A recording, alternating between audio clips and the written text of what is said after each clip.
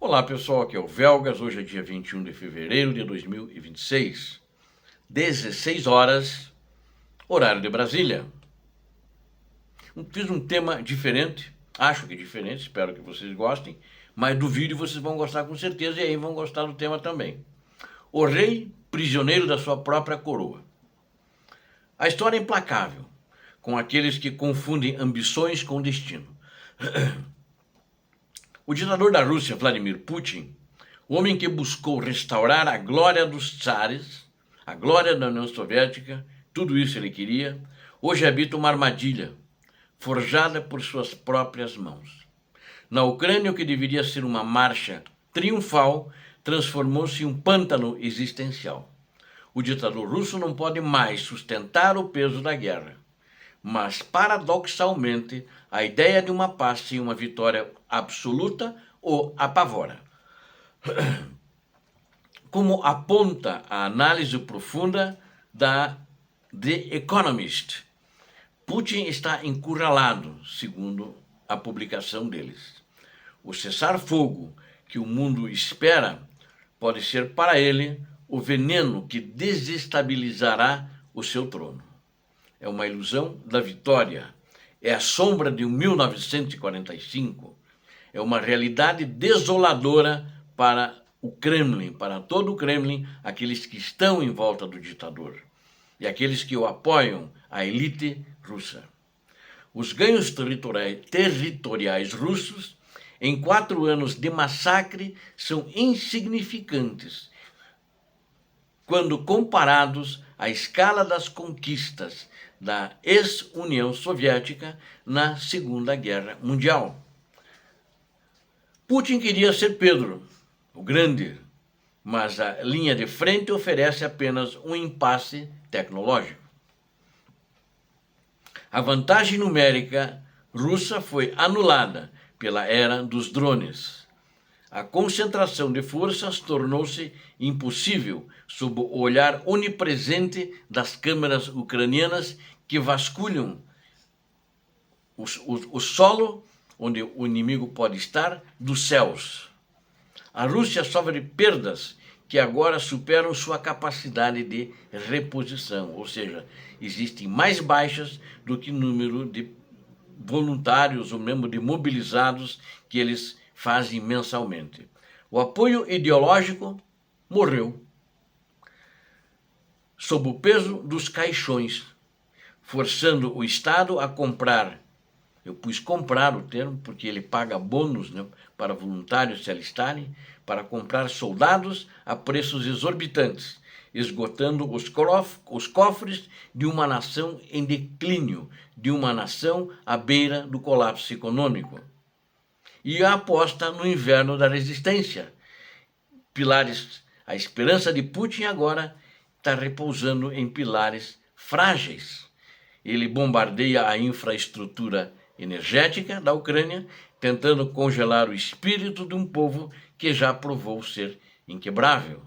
Em mais de 800 anos, a Ucrânia tem resistido aos russos.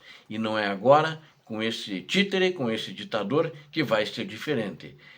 O espírito de um povo, o povo ucraniano, eu repito, provou ser inquebrável. Ele olha para o Ocidente esperando que Washington e seus aliados abandonem Kiev, abandonem a Ucrânia e Zelensky a sua própria sorte. Mesmo que Trump queira, não está acontecendo como ele planejou.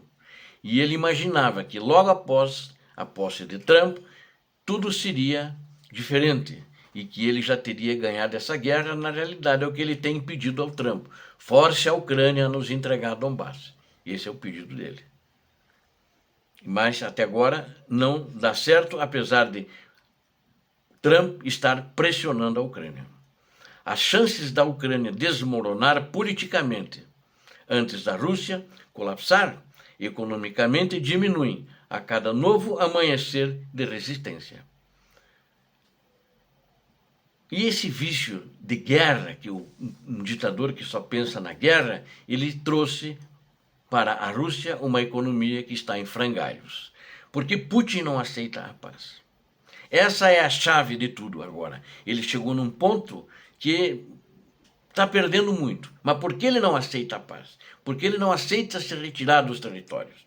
A resposta reside nas entranhas da economia russa. Atualmente, a produção militar devora 8% do PIB.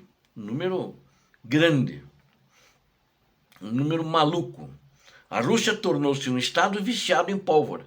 Né? Tem aqueles que são viciados em cocaína, em maconha. A Rússia é viciada em pólvora. O cheiro de pólvora da linha de frente, do tiro dos fuzis, dos obuses, né? Das granadas, da munição que explode. Então, eles estão viciados nesse cheiro. Parece que sim, né? Que estão jogando milhões, bilhões desde o início da guerra nesse tipo de droga, a fumaça da pólvora. Atualmente a produção militar devora 800% do PIB, para vocês terem uma ideia, olha o tamanho.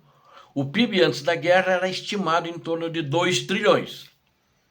Hoje é menor, ele apresenta um PIB parecido, mas segundo analistas no mundo dizem que não dá para acreditar no número deles. Impossível, com os problemas que ele tem, como o exército dele foi massacrado na frente ucraniana, de manter o mesmo PIB. Se as fábricas militares fecharem amanhã, o setor civil, já em crise profunda, não terá como absorver o impacto. Imaginem vocês, centenas de milhares de soldados marcados pela trauma e pela violência, retornando às cidades sem emprego e a uma economia estagnada, colapsada.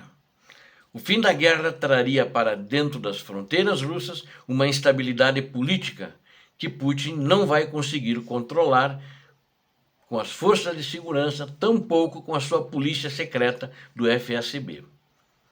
E aí vem o fantasma dessa instabilidade.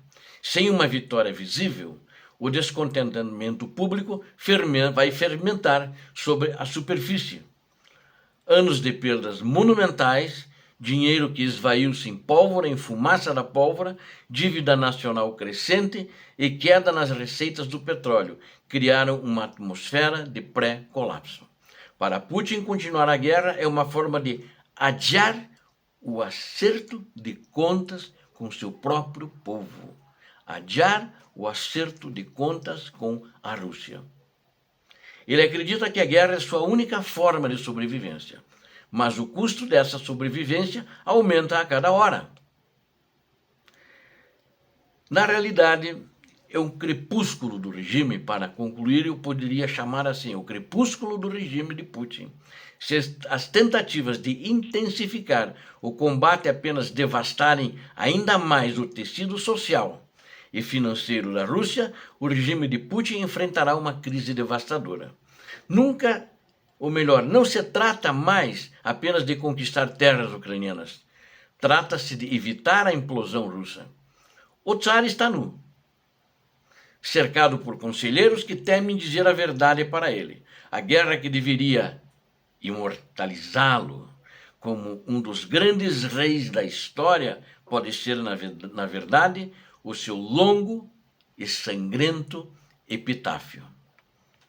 Vladimir Putin jogou os dados da história e perdeu. Preso entre uma guerra que não pode vencer e uma paz que não pode assinar, ele arrasta a Rússia para um abismo de onde não haverá retorno fácil. A economia de guerra é um castelo de cartas, e os soldados que hoje lutam por dinheiro serão amanhã os cidadãos frustrados de um império em ruínas. A resistência da Ucrânia não apenas protegeu suas próprias fronteiras, mas expôs ao mundo que a força bruta, sem justiça e sem a verdade, está condenada ao fracasso.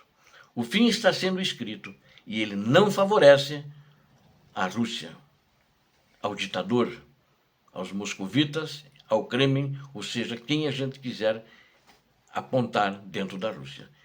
Está sendo um fim trágico para os russos, que imaginavam um outro fim.